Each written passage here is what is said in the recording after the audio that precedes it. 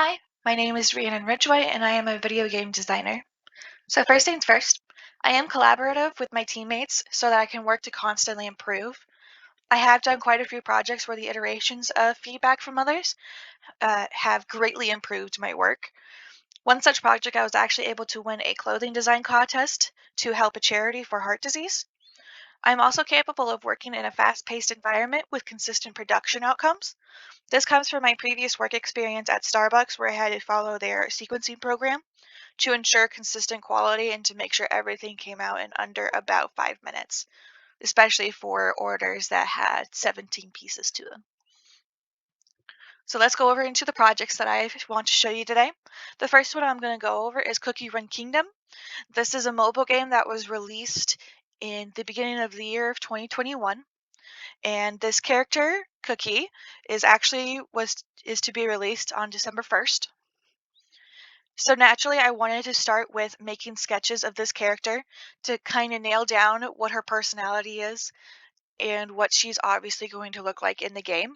I also wanted to nail down the shadow that she creates, of all of the characters creates, so you can figure out if she's a cuddly cookie, if she's nice, a villain, stuff like that.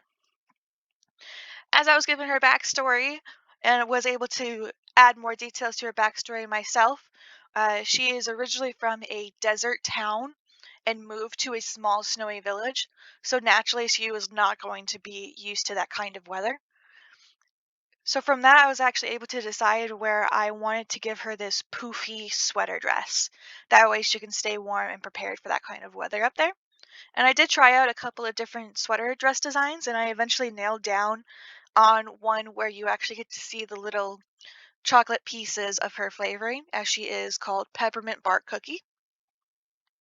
Here you can also see the sketches that I completed, as well as the beginning sketches that I did to start creating them in Procreate for her. So one of the pieces that I had to make for them was to actually show the iteration of what it's going to look like when you first win her in their gotcha lottery. This one you'll naturally see her name, Peppermint Bark Cookie. You'll be able to see her design and the weapon that she has, and also a saying that she has to help nail down her personality. This was a lot of fun to create. I did create all of the art pieces for this project in Procreate, and then I finished it off in Photoshop for the text with the open type of the game that I was given. That way I could also consistently keep up with their quality and style of the game.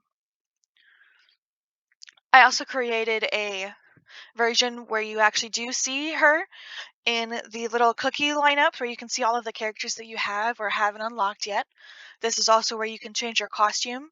You can add toppings to help better increase her attack and defense and stuff like that.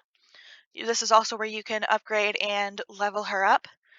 And there's also a little area where you can actually see her story and see more of that backstory that I was talking about earlier, where she's from a desert town. Lastly, I also gave him a character reference of the different views of this character, where you're going to see what she looks like in all of the views of the game. This game is more focused on using 2D aspects where they're kind of flat since they are cookies, and then merge that in with 3D aspects so you're able to play a more seamless game experience. And since there is specific parts to where her little chocolate chip cookie pieces are on her dress, I made sure to give them this reference so they're able to keep everything consistent for people. The next project I want to go over is the one-legged jump, which is more of a hop, honestly. And this is an animation based upon a reference video. That reference video I created myself using my phone, which at the time was a Google Pixel 6. This one I was able to hop twice and then kind of wobble off trying to lose my balance. Well, not trying to lose my balance, I totally did lose my balance. So from that, I wanted to make an animation from it to better show how I'm able to accurately portray from a reference video onto a humanoid character model.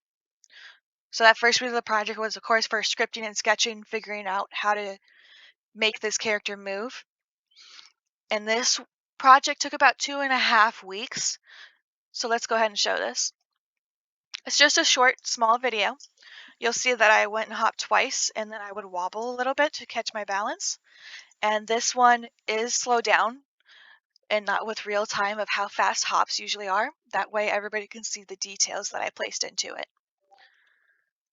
The last project I wanted to go over is an advert for Pokemon Go, which is also another mobile game. This one, I wanted to challenge myself and not have any words in the advert. That way it can be placed anywhere without worry of language translation, since this is an international company. This one I actually created in Photoshop and was designed to be placed anywhere from subways, billboards, posters, anywhere. That way they can better see and understand where everything is. Since Pokemon is such a well-known gaming franchise, it did make it a little bit easier for me to not place any words in it because you're able to easily recognize, oh hey, that's a Pokemon.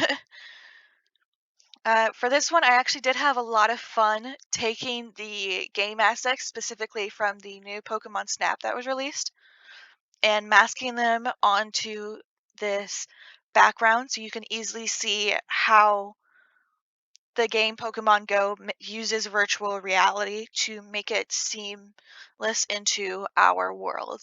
That way you can be closer to the Pokemon, walk them around and such. It was quite a lot of fun also to find and try and figure out what kind of textures or what their skin is like for the different Pokemons, as the gaming franchise doesn't have that kind of detail just yet. And being able to figure out, oh hey, I do think the Pelican Pokemon obviously has feathers, or the Blastoise in the bottom left corner is similar to a turtle, so it's going to have that turtle skin texture. I certainly love doing this, and it definitely took a while, but I would love to create something like this again. So from these projects I explained, I did want to say that I can say with certainty that I will be present in all of the meetings so I can always give feedback and receive feedback. That way I can work on improving all of my artwork based on that constructive feedback. And that way I can also collaborate with all of the teams involved, stay with the company's style and direction, and also produce consistent art assets. If you want to see more of my work, go ahead and go to my portfolio website as shown there. Otherwise, thank you. Thank you for your time, and I hope you guys have a great day.